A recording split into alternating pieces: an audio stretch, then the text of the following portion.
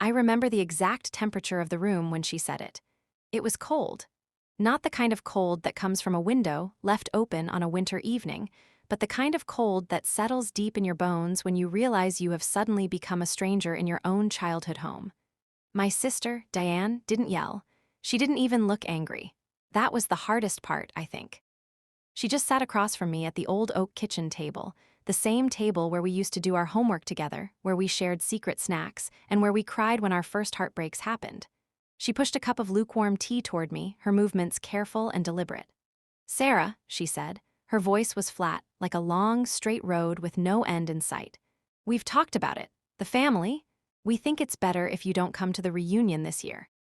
Honestly, we feel like you aren't really part of this family anymore." I didn't cry, not right then. I just sat there, looking at the steam rising from my tea, wondering when my sister's face had become so unfamiliar to me. I had spent 40 years of my life believing I belonged to these people. I believed that no matter what happened in the world, I had a place here. And then, in one simple sentence, that belief was gone. To understand how we ended up in that cold kitchen, I have to tell you about how we grew up. Diane and I were only 2 years apart. In the old house on Miller Street, we were inseparable. Our mother used to call us the bookends because we were always leaning against each other, whispering and giggling. Our home was always full of noise. My father was a carpenter, a man with calloused hands and a loud, belly-shaking laugh. My mother was a nurse who worked the night shift but somehow always had cookies waiting for us when we got home from school. We weren't rich, not by a long shot, but we were rich in stories. Every Sunday, the house smelled like roasted chicken and lemon floor wax. I was always the quiet one. I liked to paint, to read, and to watch the world from a distance. Diane was the leader. She was the one who decided which games we played, which neighbors we liked, and which trees were safe to climb. I didn't mind following her. I loved having a sister who knew the way. "Don't worry, Sarah," she used to tell me when I was scared of the dark or nervous about a school play. "I'm right here. Nothing can happen to us as long as we're sisters." But as we grew older, the roles began to shift. The world started to pull us in different directions. Diane stayed in our hometown. She stayed close to the roots. She married a local man she had known since high school, had 3 beautiful children, and eventually took over the tradition of Sunday dinners when our parents passed away. I, on the other hand, felt a pull toward the horizon. I moved 3 states away for my career. I worked long hours, traveled for business, and I never had children of my own. I lived a life that felt foreign to them. My life was filled with galleries, deadlines, and city lights. Theirs was filled with soccer practice, school board meetings, and the slow rhythm of a small town. Every time I visited, the gaps between us grew. They talked about people I didn't know and events I hadn't attended. I became a guest in my own life. I was the successful sister from the city, and that title came with a price I didn't realize I was paying. It started with small things. At first, I didn't even notice. It was a missed phone call here, a forgotten birthday card there. Then a family group chat was started on social media, and I wasn't added to it. When I finally found out and asked Diane about it, she just laughed it off. "Oh, Sarah, don't be so sensitive," she said. "We're just talking about boring local stuff. High school drama and grocery store sales. You wouldn't be interested in any of that. You're so busy with your big city life." It sounded like a compliment, but it felt like a wall was being built, brick by brick. Then came the holidays. Last Christmas, I drove 6 hours through a snowstorm with a trunk full of carefully wrapped gifts. I had spent weeks picking out the perfect things for my nieces and nephews, but when I arrived at Diane's house, I found that they had already opened their presents. They had started dinner 2 hours early because the kids were hungry and couldn't wait. I sat at the end of the table that night, watching them laugh at inside jokes I didn't understand.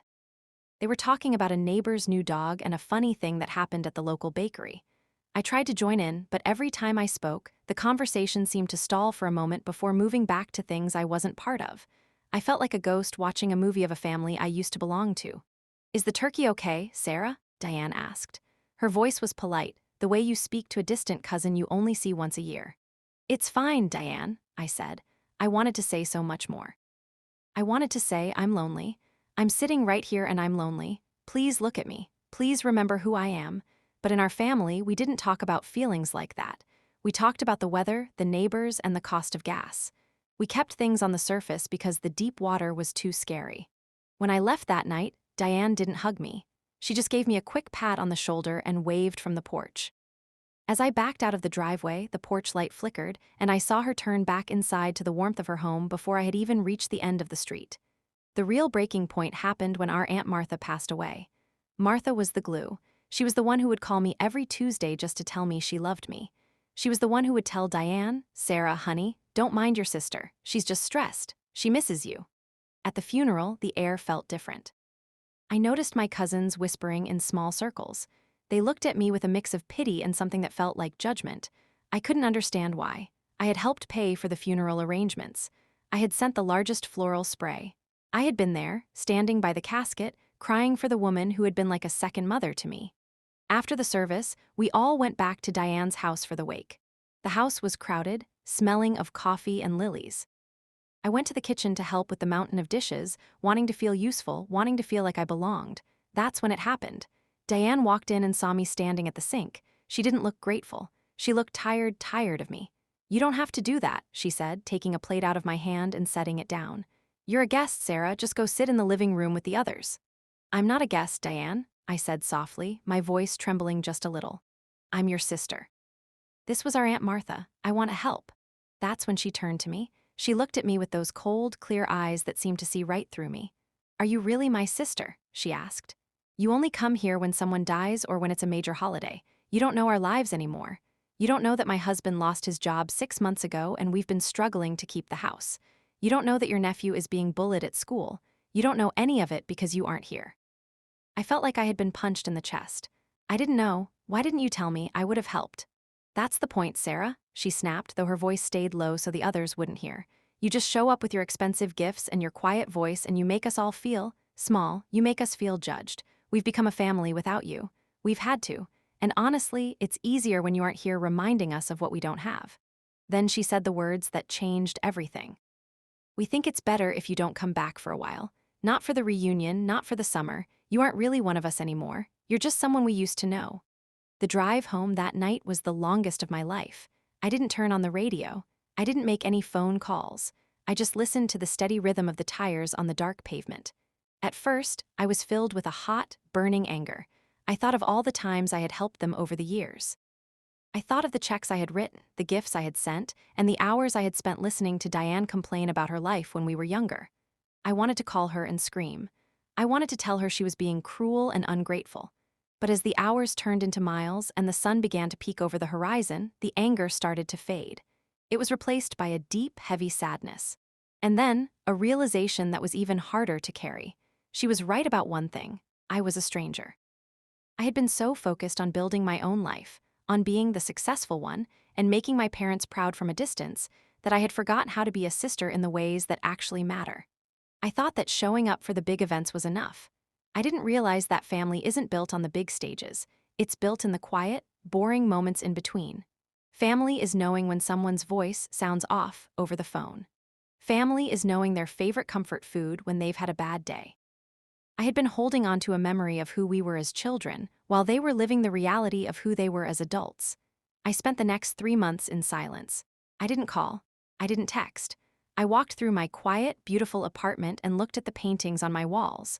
They were expensive and they were lovely, but they couldn't hold my hand. They couldn't tell me a joke. I had to face the fact that I had chosen my independence, and this loneliness was the shadow that came with it. One morning, about a month ago, I woke up and realized that I couldn't change the past. I couldn't make them unsay the words they said, but I also didn't want to live in the cold anymore. I sat down and did something I haven't done in years. I wrote a letter, a real letter with a pen and paper. I didn't argue with her. I didn't defend myself. I told Diane that she was right. I told her I was sorry for being a ghost in their lives. I didn't ask for an invitation to the reunion. I didn't ask for anything at all. I just told her that I loved her, that I remembered the bookends, and that my door was always open if she ever felt like being sisters again. I didn't get a reply for a long time. Then, last week, a small, heavy package arrived on my doorstep. There was no card, no long explanation. Inside was a jar of homemade lemon jam, the specific kind our mother used to make every summer. I opened the jar, and the scent filled my kitchen. I spread some on a piece of toast and sat down at my table. I am still not invited to the reunion. I am still, in many ways, on the outside looking in. But the cold has lifted, just a little bit. I've learned a hard lesson through all of this. You can't force people to love you the way you want them to, and you can't expect a garden to grow if you only visit it once a year. Family is a complicated, messy, and sometimes painful thing. It can be a fortress that protects you, or it can be a wall that shuts you out. But I've learned that even if I am not part of them, in the way I used to be, I can still be me. I can be kind. I can be patient. And I can keep the light on just in case they ever want to find their way back to me. Because at the end of the day, we are all just people trying to find where we belong. And sometimes, the most important place to belong is within yourself.